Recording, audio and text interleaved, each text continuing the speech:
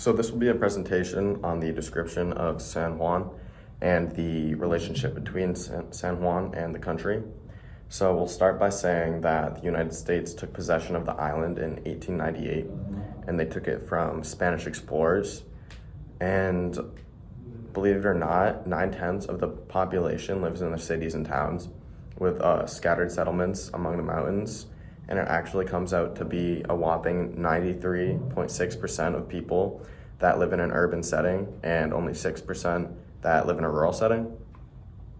Due to centuries of immigration, the population is very ethnically mixed, with 61.6% white people, 18.7% Hispanic, 12.4% Black, and 7.3% other ethnicities.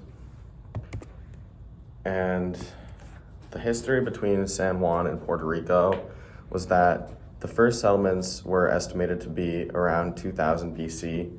And by 1000 AD, Taino culture was widespread.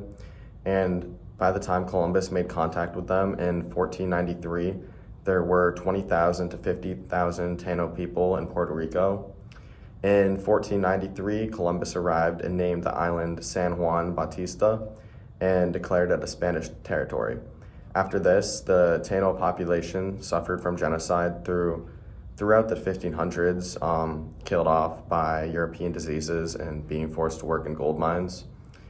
Ponce de Leon created the first Spanish settlement of the land in 1508 and founded the city of San Juan in 1519.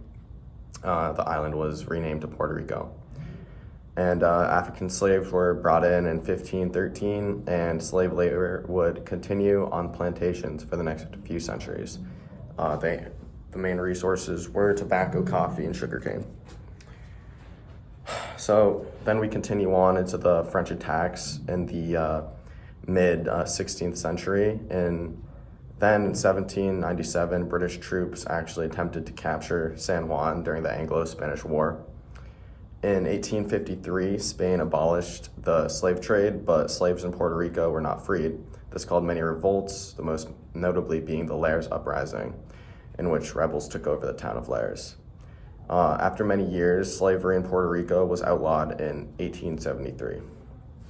In 1898, the Spanish-American War began, and the U.S. seized control of the island.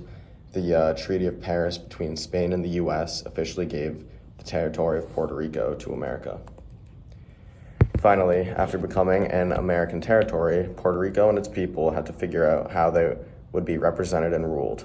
In 1917, Puerto Ricans were considered U.S. citizens under the Jones-Shafroth Act. And then 30 years later, Congress actually allowed the island to have its own governor, and even recognized its own constitution, making it a commonwealth. They believed that colonialism was slavery, or there were protests about that. At the same time, there were many armed revolts by nationalists who wanted to gain power from the U.S., and the terrorist attacks actually stemmed from this belief. And in the present day, Puerto Rico's status is still being decided. There were votes in 2017 and 2020 to become a state,